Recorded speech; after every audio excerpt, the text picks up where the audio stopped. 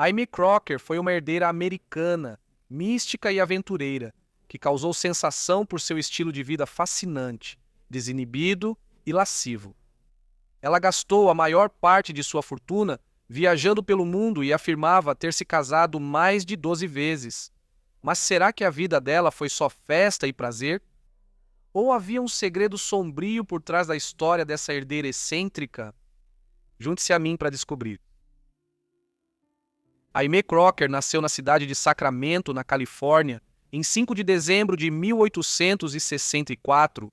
Seu primeiro nome era originalmente escrito como Aimee, embora ela tenha começado a escrevê-lo como Aimee nos anos seguintes para soar mais vanguardista. Ela veio de uma família grande, sendo a sexta de 7 filhos.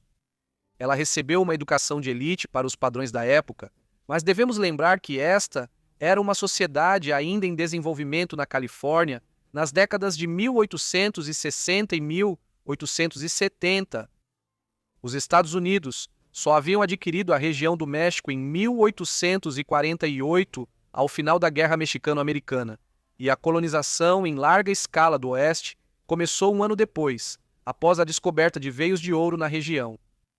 A história de Aimee deve ser entendida à luz de seu contexto privilegiado. A família Crocker era extremamente rica.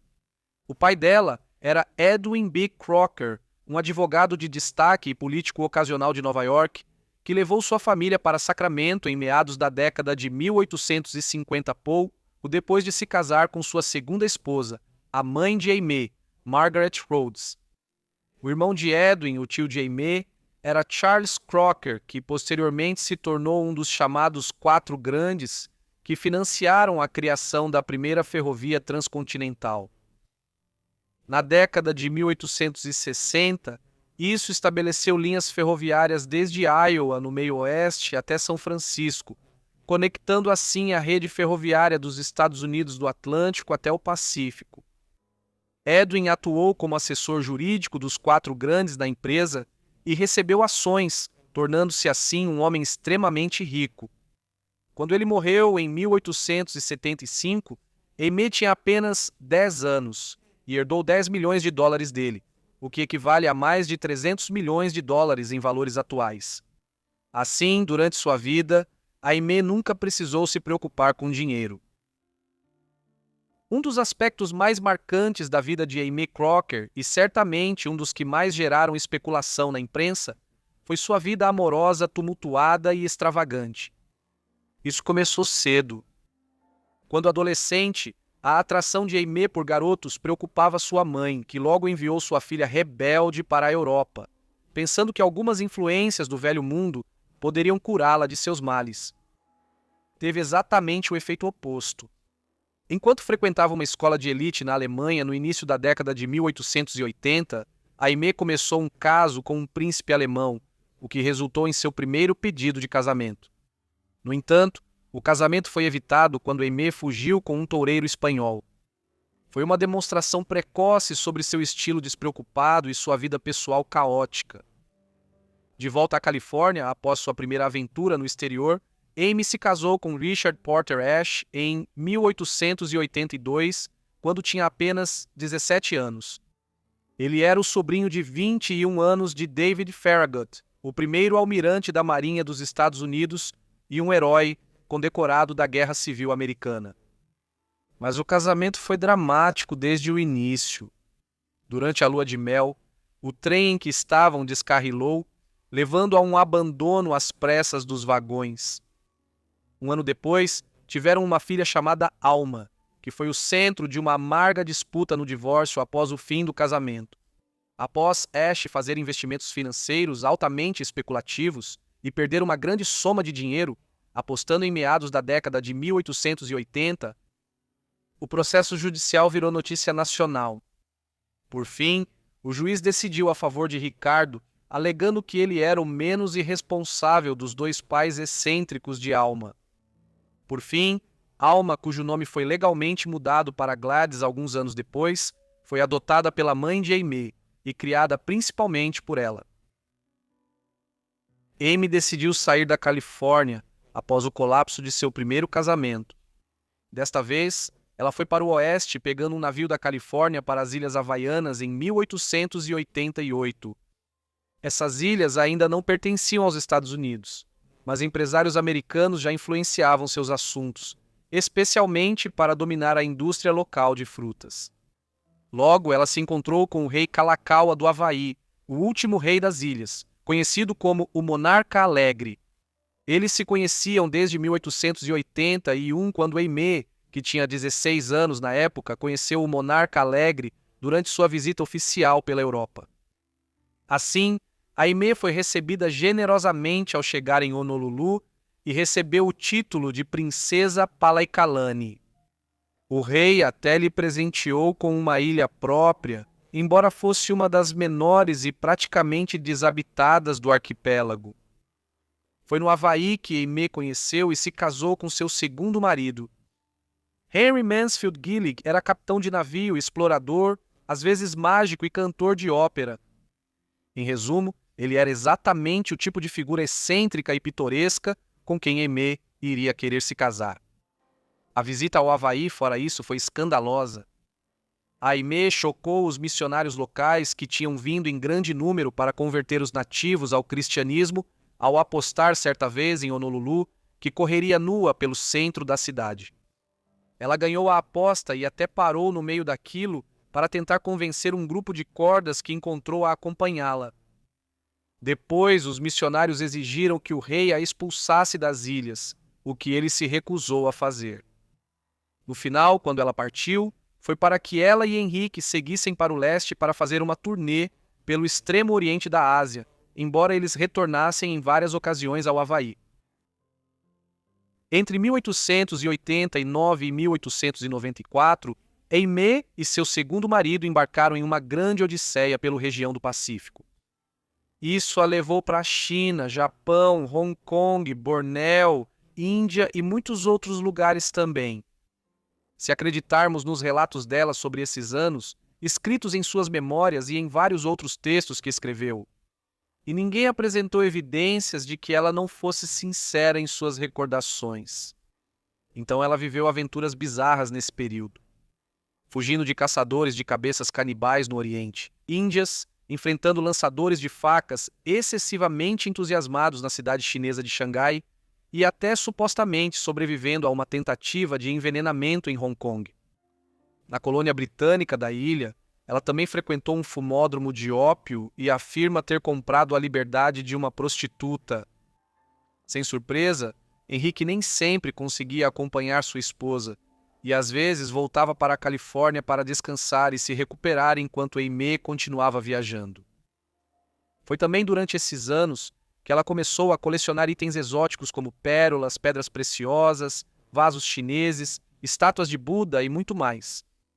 Ela também se tornou uma das primeiras mulheres no mundo ocidental a ter uma série de tatuagens, algo que ainda era uma tradição muito ligada aos povos nativos em algumas partes do mundo no final do século XIX. Aimee e Henrique se fixaram em meados da década de 1890, após ela retornar à Califórnia. Foram para o leste, se estabeleceram em Nova York, mas o casamento logo se desgastou e se divorciaram em 1900. Henrique já sabia há muitos anos das infidelidades em série de Aimee e, enquanto viajava pelo Extremo Oriente com ou sem o segundo marido dela, ela teve vários casos. De fato, muitos anos depois, ela afirmaria que, se as leis ocidentais e as tradições cristãs não fossem aplicadas, na verdade, ela havia se casado mais de uma dúzia de vezes, já que alguns daqueles com quem ela se relacionou no Extremo Oriente na década de 1890 teoricamente se casaram com ela em trocas poligâmicas de votos. Em Nova York, em 1901, ela iniciou o que pode ser considerado seu casamento mais estável e amoroso. Jackson Guru era compositor e um boêmio excêntrico, assim como Aimee. Por exemplo, juntos eles fundaram uma colônia budista em Nova York, algo que dificilmente seria incomum para muitos moradores da Big Apple hoje em dia, mas que teria sido muito incomum para os observadores no início do século XX. Juntos, o casal se tornou uma dupla conhecida em Manhattan, eram frequentadores assíduos de peças da Broadway e próximos de algumas das figuras literárias da cidade.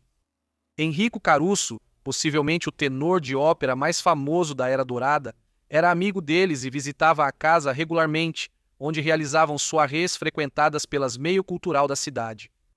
Detalhes desses eventos apareciam com frequência nos jornais de Nova York, com detalhes picantes sobre suas vidas sempre presentes nas colunas de fofoca. Por causa desse estilo de vida, o casal foi rejeitado por grande parte da alta sociedade de Nova York, incluindo alguns membros da parentes de Amy. O público, no entanto, ficava fascinado por essa herdeira excêntrica que tinha tantas histórias aventureiras e uma multidão de jovens admiradores. O Philadelphia Inquirer chegou a chamá-la de a mulher mais fascinante de sua época. Amy e Jackson não tiveram filhos biológicos, mas adotaram 3 crianças, 2 meninas chamadas Dolores e Yvonne, e um menino chamado Reginald. Amy mais tarde adotaria outra filha, Yolanda, e também restabeleceu contato com sua filha biológica, Gladys. A felicidade familiar deles, harmoniosa e sempre interessante, chegou a um fim trágico em 1910, quando Jackson morreu devido a complicações resultantes de um grave caso de amigdalite. Apesar de ter se casado novamente anos depois, como você verá, Amy manteve o nome Guru pelo resto de sua vida. Após a morte de Jackson, e devido tanto a isso quanto à maneira como cada uma de suas ações passou a ser examinada pela imprensa de Nova York, ela se mudou para Paris. A Cidade Luz já estava bem estabelecida como a capital cultural do mundo no início da década de 1910 e continuaria ocupando essa posição por mais um quarto de século. Ela viveria aqui pelos próximos 27 anos, embora visitasse os Estados Unidos regularmente. Alguns de seus muitos conhecidos na capital francesa incluem o pintor Henri Matisse, o escultor Auguste Rodin e o escritor e crítico literário Jean Cocteau. Ao mesmo tempo em que, sem dúvida, se cruzava com outros expatriados americanos em Paris na década de 1920, como Ernest Hemingway, Gertrude Stein e F. Scott Fitzgerald. Ela continuou a ter uma vida amorosa agitada, algo que combinava com a declaração da imprensa de que ela era a rainha da Boêmia. Com toda essa atenção sobre seu estilo de vida fascinante, ela escreveria mais tarde: "Acredito plenamente que viver, no sentido mais completo dessa palavra, descobrir toda a beleza de viver e mergulhar-se completamente nos seres humanos que passam por esta vida, é uma arte pura. É, sinceramente acredito, a mais alta realização artística que podemos almejar. Todas as artes reconhecidas, suas pinturas, suas esculturas, sua música, seus livros, todas essas coisas são apenas símbolos dessa arte superior que é viver."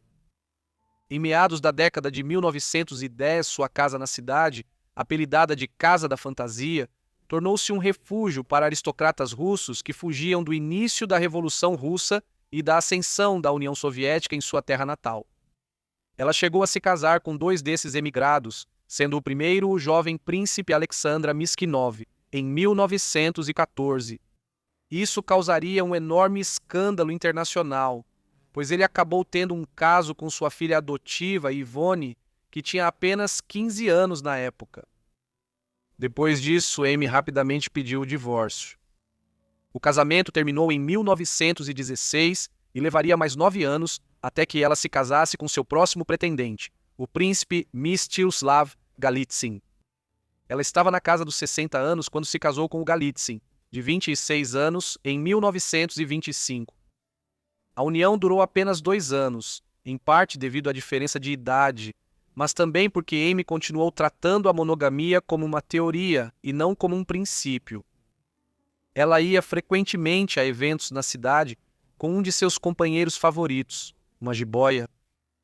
De vez em quando, ela socializava com Aleister Crowley, que já era um conhecido defensor da magia, do conhecimento esotérico e de um estilo de vida libertino. Aparentemente, Crowley pedia a Amy em casamento quase toda vez que a via ou lhe escrevia, e mantinha uma descrição detalhada do relacionamento de uma década entre eles em seus diários. Após seu divórcio final em 1927, Amy não se casou novamente. Ela continuou morando em Paris por muitos anos, Embora a cidade tenha começado a perder seu status de centro global do boemismo na década de 1930, após a quebra da Bolsa de Wall Street e a Grande Depressão, que puseram fim à devassidão dos anos 1920 e à era do jazz. Ela começou, aos poucos, a passar mais tempo de volta aos Estados Unidos na década de 1930, e foi durante esses anos que ela começou a compilar suas reflexões sobre sua vida em um livro de memórias. Isso foi publicado em 1936, sob o título And I Do It Again. O livro oferece um relato marcante de sua vida, das situações muitas vezes bizarras em que ela se encontrava e de sua postura intransigente diante da vida. É uma leitura agradável, mesmo quase um século depois. Quando And I Do It Again foi publicado, Amy já estava morando novamente em Nova York. A saúde dela estava piorando e ela já tinha passado dos 70 anos. Ela morreu em 7 de fevereiro de 1941, aos 76 anos de idade. Seus restos foram levados à Califórnia e enterrados no jazigo da família Crocker, no cemitério histórico local. Tendo solicitado a cremação, seus restos mortais foram colocados em uma urna junto com os de seu terceiro marido, o único de seus casamentos que não terminou em divórcio, pois ele faleceu enquanto ainda era casado com ela. Sem surpresa, considerando sua vida excêntrica, algo tinha que acontecer até mesmo após sua morte, e a urna foi roubada algum tempo depois de seu sepultamento ali. Obrigado por assistirem ao vídeo sobre Amy Crocker, espero que tenham achado interessante.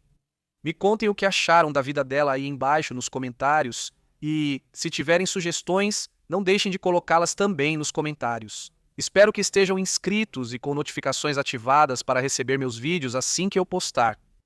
É isso da minha parte, nos vemos no próximo livro da vida. Obrigado!